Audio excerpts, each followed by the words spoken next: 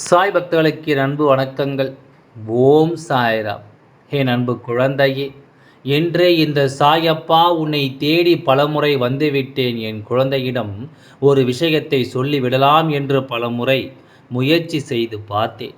ஆனால் என் குழந்தை சில நேரங்களில் என்னை தள்ளிவிட்டு சென்று விடுகின்றாய். அப்பா, இப்பொழுது ஒரு முடிவு செய்திருக்கின்றேன். இந்த நேரத்தில் இப்பொழுது நான் சொல்வதை நீ கேட்டுவிட்டால், அப்பா இனிமேல் உன்னை தேடி வர வேண்டாம். உனக்கு என்னுடைய தேவை இனிமேல் இல்லை என்று நான் நினைத்து இப்பொழுது அந்த முடிவினை எடுத்திருக்கின்றேன். என் அன்பு குழந்தையே, அப்பா இப்படி சொன்னவுடன் எப்பொழுதுமே எனக்காக இருக்கின்ற என்னுடைய குழந்தைகள் யாருமே வருத்தப்பட தேவை கிடையாது. ஏனென்றால் நான் என் குழந்தைகளை ஒருபொழுதும் விட்டுவிட மாட்டேன். என் குழந்தைகளை காண்பதற்கு நான் நிச்சயமாக வருவேன். யாரெல்லாம் உண்மையாகவே என் மீது அன்பு வைத்திருக்கிறார்களோ அவர்களை தேடி நான் வருவது உறுதி. யாரெல்லாம் என்னை வேண்டாம் வெறுப்பாக பார்க்கின்றார்களோ அவர்கள் கண்களில் இனிமேல் நீ தேடினாலும் நான் படப்போவது கிடையாது. ஏனென்றால் மனதில் இருக்கின்ற எண்ணங்கள் எல்லாம் தேவைக்கு மட்டுமே. இந்த சாயப்பாவை தேடி வருவது தேவை.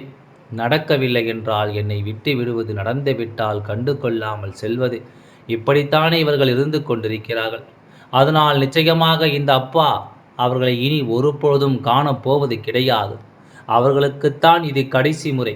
இம்முறை என்னை உணர்ந்து இந்த அப்பாவினுடைய அருமையை புரிந்து கொண்டார்கள் என்றால் தப்பித்து கொண்டார்கள்.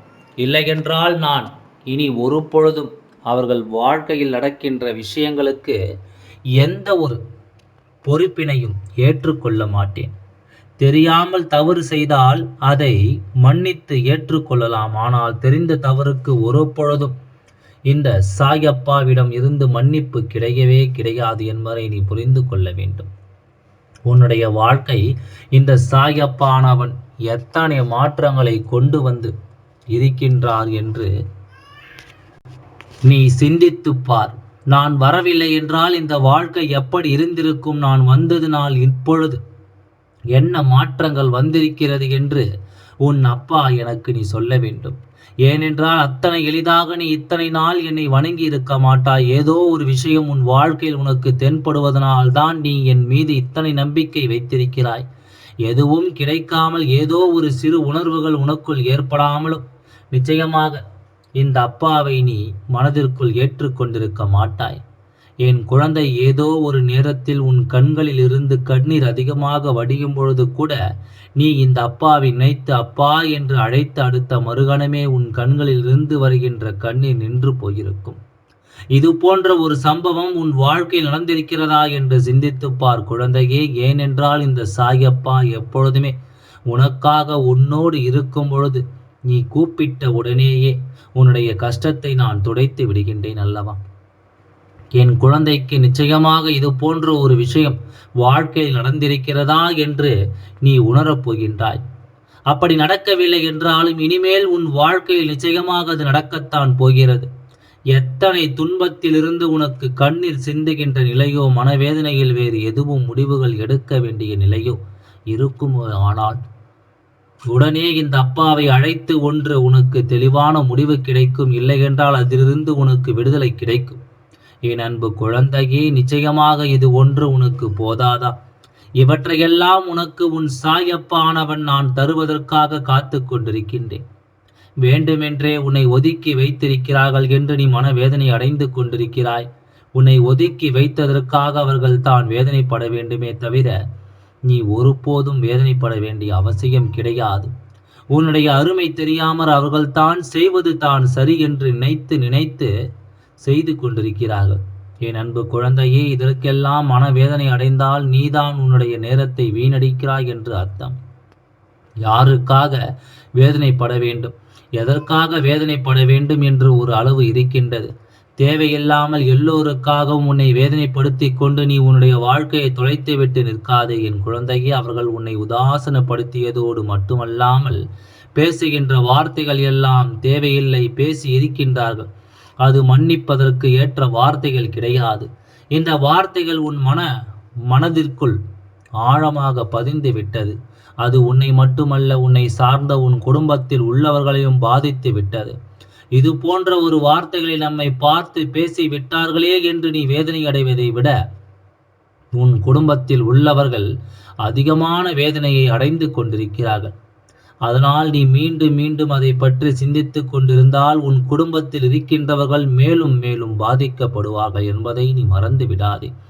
உன் அப்பா எப்பொழுது சொல்ல வருகின்ற விஷயம் என்ன தெரியுமா? என்ன நடந்தாலும் சரி, உனக்கு எத்தனை கஷ்டங்கள் இருந்தாலும் சரி, அதை உன் அப்பா என்னிடத்தில் பகிர்ந்து கொண்டு நீ சொல்லிவிட்டு போ.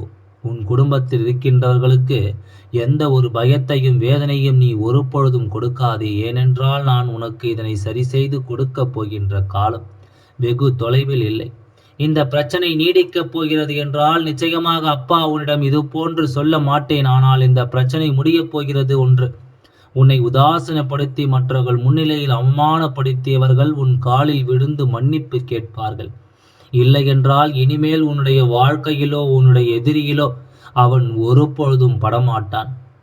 இதற்கு முன் சாயப்பா நான் இன்று உனக்கு பொறுப்பேற்றுக் கொள்கின்றேன் என் குழந்தையே. அதனால் நீ இந்த விஷயங்களை எல்லாம் தேவையில்லை, மற்றவர்களையும் வேதனைப்படுத்த நினைக்காதே. என் நேரமும் இதைத்தானே சிந்தித்திருக்கின்றாய். இன்னும் சில பேர் அவர்களோடு சேர்ந்து உன்னை அவமதிக்கிறார்கள் என்பது உனக்கு மேலும் மேலும் வேதனைகளை கொடுத்து கொண்டிருக்கின்றது. என் அன்பு குழந்தையே, அவமதிப்பதற்கு முதலில் அவர்களுக்கு என்ன தகுதி இருக்கின்றது என்பதை நீ சிந்தித்து பார்த்தாயா? தகுதி உண்மையில் உடையவனாக இருப்பானானால் யார் மனதையும் ஒருபொழுதும் காயப்படுத்த நினைக்க மாட்டான். இன்னொருவர் மனதை காயப்படுத்த எந்த ஒரு வார்த்தைகளையும் பிரயோகிக்கலாம் என்று நினைப்பவன் ஒரு பொழுதும் இந்த கடவுளின் குழந்தையாக இருக்க மாட்டான் என்பதை நீ புரிந்து கொள்ள வேண்டும். அப்பா எல்லோரையும் ஆசிர்வதிக்கின்றார் என்று ஒருபொழுதும் நினைத்து விடாதே. இந்த மாய உலகில் எல்லோரும் இருந்து கொண்டிருக்கிறார்கள். அவர்களுக்கான ஆசைகள் எல்லாம் தெய்வத்திடம் இருந்து எளிதாக கிடைத்துவிடும் என்று நினைத்து விட்டார்கள். தன்னிடம் அதிகாரம் இருக்கின்றது, தன்னிடம் பணம் இருக்கின்றது என்பதற்காக தெய்வத்தை விலக்கி வாங்கிவிடலாம் என்று நினைத்து விட்டார்கள் போல. உன் அப்பா என்னுடைய அன்பினை புரிந்து கொள்வதற்கும் என்னுடைய அன்பினை பெறுவதற்கும் தகுதி என்பது வேறு.